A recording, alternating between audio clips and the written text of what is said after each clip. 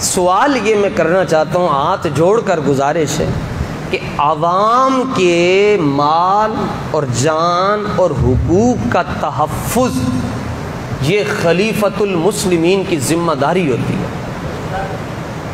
خلیفہ سے مراد آپ حاکم لے لو، عوام کے مال جان اور حقوق کا تحفظ یہ خلیفۃ المسلمین نے کرنا ہوتا ہے۔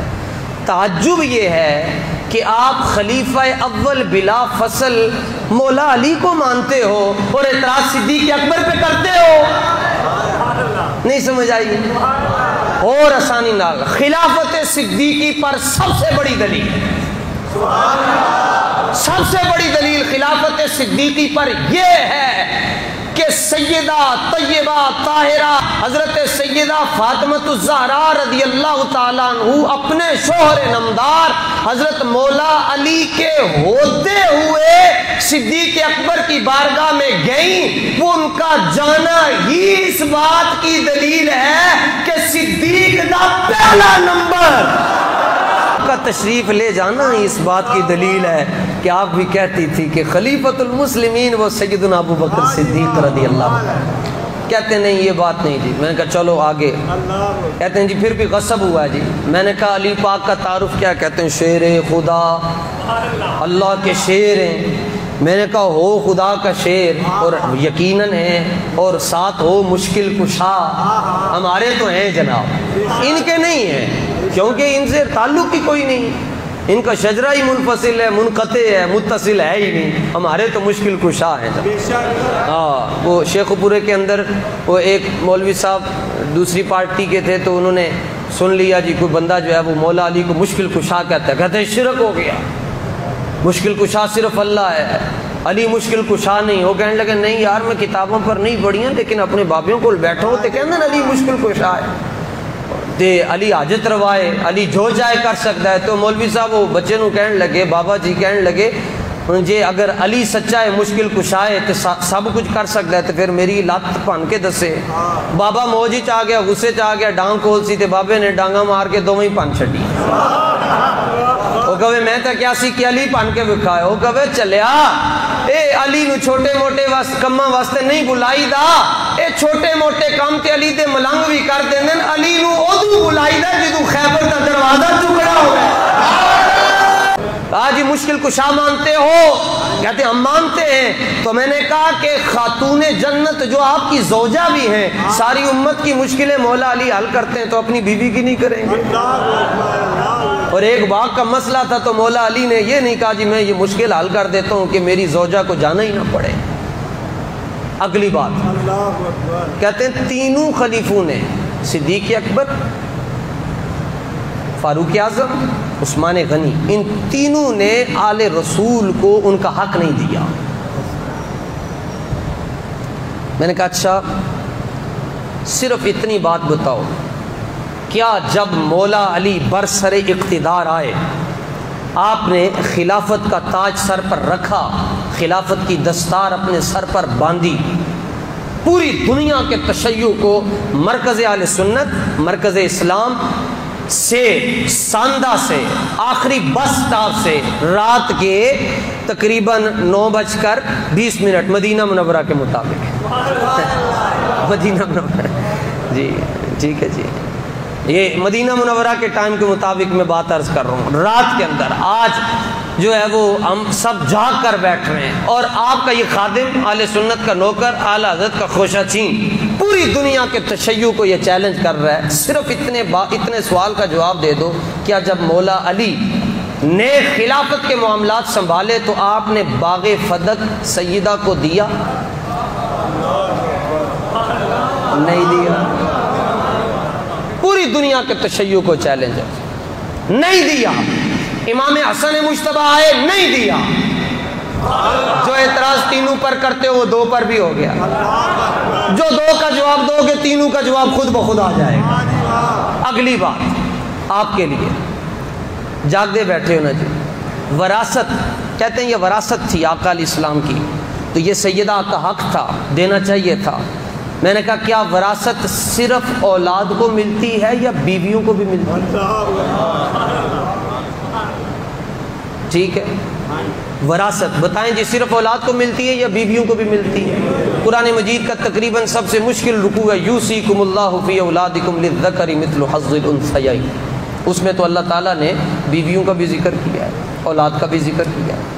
تو وراثت تو جہاں بیٹی کو ملتی ہے وہاں بیوی کو بھی ملتی ہے، دوسرے ورثاء کو بھی ملتی ہے۔ سوال یہ ہے کہ اگر یہ باغ فدق وراثت تھی تو اگر سیدہ فاطمہ الزہرا رضی اللہ تعالیٰ عنہ کو نہیں ملا تو کیا سیدہ عائشہ کو ملا ہے؟ بولیے، آپ تو مولا علی کے ساتھ تھیں تو کیا ان کو ملا؟ سیدہ حفصہ فاروق اعظم کی بیٹی ہیں، نبی پاک علیہ السلام کی زوجہ ہیں، ہماری ماں ہیں۔ دیگر امہات المومنین کو بھی یہ حق نہیں ملا، وراثت نہیں ملی۔ اگلی بات، اگر شیخین نے صدیق اکبر اور فاروق اعظم نے یہ حق سیدہ کو نہیں دیا جو رسول اللہ کی بیٹی تھی، تو کیا صدیق اکبر نے اپنی بیٹی کو یہ حق دیا؟ فاروق اعظم نے اپنی بیٹی کو دیا، رسول اللہ کی بیٹی کو نہیں دیا، تو کیا اپنی بیٹی کو دیا؟ نہیں دیا۔ تو خلاصہ کلام کیا ہوا؟ قابل غور بات یہ ہے کہ صدیق اکبر رضی اللہ تعالیٰ عنہ مسجد نبوی شریف میں حال یہ ہوتا آپ کا، امام بخاری 3750 نمبر پر یہ حدیث پاک لے کر آئے، آپ فرماتے ہیں کہ میں نے دیکھا 3750 نمبر حدیث پاک، میں نے حضرت عقبہ بن حارث کہتے ہیں میں نے حضرت ابو بکر رضی اللہ تعالیٰ عنہ کو دیکھا کہ آپ نے اپنے دونوں ہاتھ زمین پر رکھے ہوئے تھے، دونوں گھٹنے بھی زمین پر رکھے ہوئے تھے، اور اپنے کندھوں پر آپ نے امام حسن مجتبیٰ کو بٹھایا ہوا تھا۔ قابل غور بات یہ ہے جو امام حسن مجتبیٰ کو اپنے کندھوں پر بٹھائیں گے وہ باغ فدق نہیں دیں گے۔ یعنی جن کے دل میں بچوں کے لیے اتنا احترام ہے، پھر ان کے دل میں ام الحسنین کے لیے کتنا پیار ہوگا۔ ٹھیک ہے، اس کو لیکچر سمجھو، یہ تقریر نہیں ہے، یہ دل کی بات کر رہا ہوں۔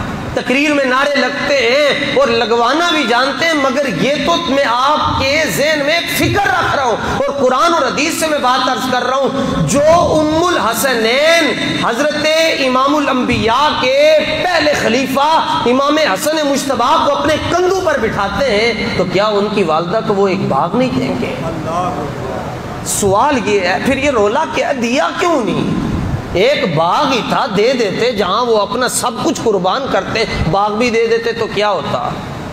اس کا جواب بھی امام بخاری نے دیا۔ امام بخاری یہ حدیث پاک لے کر آئے جناب، حدیث نمبر 3094 پر پوچھا گیا صدیق اکبر آپ کے باغ کیوں نہیں دے رہے؟ فرمایا رسول پاک نے منع کیا تھا۔ کہا جی کیا جملہ کیا ہے؟ جملہ فرمایا لا نورث ما ترکنا صدقۃ، لا نورث ما ترکنا صدقۃ۔ اے سنیوں یہ جملے یاد رکھنا، 3094 نمبر پر یہ حدیث پاک ہے۔ امام بخاری رحمۃ اللہ تعالی علیہ نے اس کو ذکر کیا اور کتاب فرد الخمس کے اندر اس کو ذکر کیا، لا نورث ما ترکنا صدقۃ۔ آقا علیہ السلام نے فرمایا ہم انبیاء ہیں، انبیاء کی جماعت ہے، اور جو انبیاء کی جماعت ہوتی ہے وہ دنیا کی وراثت میں نہ کسی کے وارث بنتے ہیں نہ کسی کو اپنا وارث بناتے ہیں۔ حدیث سن کے تو بول دو نا،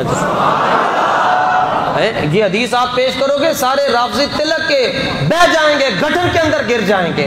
آج ویسے ہی وہ انہیں پتہ ہے مخدومہ کائنات کے لوگ پر نام پر لوگ جذباتی ہو رہے ہیں، کوئی کہاں کانفرنس کر رہا ہے، کوئی کدھر جا رہا ہے۔ میں نے کہا جدھر جانا ہے جاؤ، ہم تو بریلی جائیں گے۔ کہتے ہیں آپ کا موقف کیا ہے؟ میں نے کہا موقف پوچھتے ہو، بار بار کہتے تو ہیں جس کا آنچل نہ دیکھا مہو مہر، اور کیا موقف ہوتا ہے جناب؟ ہم صرف بریلی جائیں گے، ہم نے کہیں بھی نہیں جانا چاہیے۔ تمہیں مبارک ہو، تمہاری سجادہ نشینیاں مبارک ہو، ہمیں اعلی حضرت مبارک ہو۔ لا نورث ما ترکنا صدقۃ۔ آقا علیہ السلام نے فرمایا جو کچھ ہم چھوڑ کر جاتے ہیں وہ امت کے لیے صدقہ ہوتا ہے، امت کے لیے صدقہ ہوتا ہے۔ سنیوں یہ وہ مجبوری تھی جس کی وجہ سے حضرت ابو بکر نے آل رسول کو یہ باغ فدق نہیں دیا، یہ وہ مجبوری تھی جس کی وجہ سے حضرت عمر نے یہ مسئلہ حل نہیں کیا، یہ وہ مجبوری تھی جس کی وجہ سے حضرت عثمان نے یہ مسئلہ حل نہیں کیا، یہ وہ مجبوری تھی جس کی وجہ سے مولا علی نے آل رسول کو باغ فدق نہیں دیا، اور یہ وہ مجبوری تھی جس کی وجہ سے امام حسن مجتبی نے کہا ساری دنیا قربان کر دیں گے لیکن مصطفیٰ کے فرمان کے آگے ہم کوئی بات نہیں سنیں گے۔ صحابہ کے بارے میں غور سے سنا کرو، اور جب صحابہ کا معاملہ ہے حضور نے فرمایا امسکو، چپ ہو جایا کرو، غور نال گل کریا کرو۔ کہا جی کیوں چپ ہونے کی وجہ کیا ہے؟ آقا علیہ الصلوۃ والتسلیم نے فرمایا 539 نمبر شفا شریف میں حضور نے ارشاد فرمایا من حفظنی فی اصحابی ورد علی الحوض، فرمایا جس نے میرے صحابہ کی عظمتوں کا خیال رکھا حوض کوثر پر وہ میرے پاس ہوگا۔ اگلی گل یہ تشیع کو سناؤ، فرمایا ومن لم یحفظنی، اور رافضیوں کو سناؤ ومن لم یحفظنی فی اصحابی لم یرد علی الحوض ولم یرانی الا من بعید، فرمایا جس نے میرے صحابہ کی عظمت کا خیال نہ رکھا وہ حوض کوثر تو بڑی دور کی بات ہے، وہ قیامت والے دن مجھے دیکھ بھی نہیں سکے گا، جس نے میرے صحابہ کی عظمتوں کا خیال نہ رکھا۔ اور پار کیسے جائیں گے؟ حضرت شفا شریف یہ حدیث پہلی بار میں نے مدینہ منورہ میں بیان کی، امیر حمزہ کی بارگاہ میں بیان کی، فرمایا حب آل محمد جواز علی الصراط، فرمایا پل صراط پر تلاشی ہوگی، ہر بندے کے پاس ایک پاسپورٹ ہوگا اور ایک خاص جملہ ہوگا، جس کے پاسپورٹ پر وہ جملہ لکھا ہوگا اس کو پار جانے دیا جائے گا۔ پاسپورٹ میں لکھا ہوگا 10 سیدہ زہرا کا نوکر ہے یا نہیں ہے، اہل بیت کا غلام ہے یا نہیں ہے، اگر نہیں ہے تو جا دفع ہو جا، اور اگر دل میں اہل بیت کی محبت ہے تو لنگ جا پار، جدوں پار لنگ جائے گا اگے حوض کوثر ہوئے گا، حوض کوثر تقسیم ہو رہا ہوگا، کوئی پانی دی بوتلاں نال نہیں ہونگیاں، سورج سوا نیزے پر ہوگا، ہر شخص پانی کے لیے فکر مند ہوگا، حوض کوثر کے مالک مصطفیٰ ہے اور ڈیوٹی مولا علی کی ہوگی۔ مولا علی کہتے ہیں ہر پیاسے کو پانی دوں گا لیکن اس کو دوں گا جس کے دل میں یارے غارے مصطفیٰ کی محبت ہوگی۔ امام زین العابدین رضی اللہ تعالیٰ عنہ کے پاس ایک ماتمی آ گیا، کہنے لگا کہ ما کان منزلت ابی بکر و عمر من النبی صلی اللہ علیہ وآلہ وسلم، دیکھو یہ آپس میں کیسے کہ ان کا اتحاد کیسا ہے، آپس میں یہ کیسے جڑے ہوئے ہیں آپس میں۔ کہنے لگا حضرت ابو بکر اور حضرت عمر کا مقام رسول اللہ کی بارگاہ میں کیا تھا، ما کانا کیا تھا، بات کر رہا ہے علی مولا مشکل کشا کے بیٹے سے، فاطمی سید سے بات کر رہا ہے جن کے صدقے سے پوری کائنات میں آج سادات چل پھر رہے ہیں، سارے سادات حضرت امام زین العابدین سے آگے چلے ہیں، کیونکہ واقع کربلا میں صرف آپ بچے ہیں، باقی تو سب شہید ہو گئے، حضور کی نسل مبارک آپ سے چلی۔ کہنے لگا اتحاد کی باتیں کرتا تھا نا جی، کہنے لگا حضرت ابو بکر اور حضرت عمر کا مقام رسول اللہ کی بارگاہ میں کیا تھا؟ آپ نے فرمایا مدینہ شریف گیا ہیں، کہنے لگا گیا لیکن اندر جانے دی اجازت کوئی نہیں، کہ اندر تے جا نہیں سکتے، موزی باب السلام سے اندر نہیں جا سکتا، شاید کہ اتر جائے تیرے دل میں میری بات، انداز بیاں گرچہ شوق نہیں ہے شاید کہ تیرے دل میں اتر جائے میری بات، باب السلام سے اندر موزی نہیں جا سکتا جی، موزی دا تو پتہ چلنا سارے نو ہونا چاہیے نا۔ کہتے ہیں بس جی 10 دن جو ہے وہ سبیل لگا لو، ماتم کر لو، تو ہم غم حسین، ہم حسینی ہیں۔ میں نے کہا حسینی بننے کے لیے 10 دن سبیل پلانا ضروری نہیں ہے، حسینی بننے کے لیے صدیق اکبر اور فاروق اعظم کا غلام بننا پڑتا ہے۔ آپ نے فرمایا جاتے اندر سکتے نہیں، اچھا کیوں نہیں جا سکتے جی؟ کیونکہ وہ روکتے تو نہیں ہیں مدینہ شریف والے کسی کو اندر جانے سے، انہوں نے سرکار نہیں جانے دیتے۔ کیوں نہیں جانے دیتے؟ فرمایا جب غار ثور میں صدیق اکبر تھے، میں آرام کر رہا تھا تو صدیق نے ادھر موزی نہیں آنے دیا، ہم مدینے میں نہیں آنے دیں گے۔ ذلت میں آپ باہر سے ہو کر واپس آ جاتے ہیں۔ تو حضرت امام زین العابدین نے تعریف فرمائی، فرمایا گئے ہو؟ کہنے لگا جی جی، فرمایا اندر تو نہیں گیا ہوئے گا؟ کہنے لگا نہیں جی لیکن تسی دسو میرے گل شاید سمجھ آ جائے۔ آپ نے فرمایا ما کان منزل اس نے پوچھا حضرت ابو بکر اور حضرت عمر کا مقام رسول اللہ کی بارگاہ میں کیا تھا؟ جواب سنو اور علم کی بلندیاں دیکھو امام زین العابدین رضی اللہ تعالیٰ عنہ کی. آپ نے بڑے معصومانہ لہجے میں فرمایا منزلتہما الساعہ، پوچھتے ہو کیا مقام تھا؟ فرمایا جو اب ہے. جناب اس نے، میں سوال کروں گا اس کا، آپ نے جواب دینا امام زین العابدین کا، ٹھیک ہے؟ سمجھانے کے لیے سبق جو پڑھ رہے ہیں. اس نے پوچھا کہ صدیق و عمر کا کیا مقام تھا؟ آپ نے کیا جواب دیا؟ نہیں انج کر کے نہیں، فرمایا جو اب ہے. پتا تے چلے کسی دی طرف پنج اٹھیاں نے، اور پنجتن کے غلاموں کدی یہ پنج کسی والوی تے کریا کرو.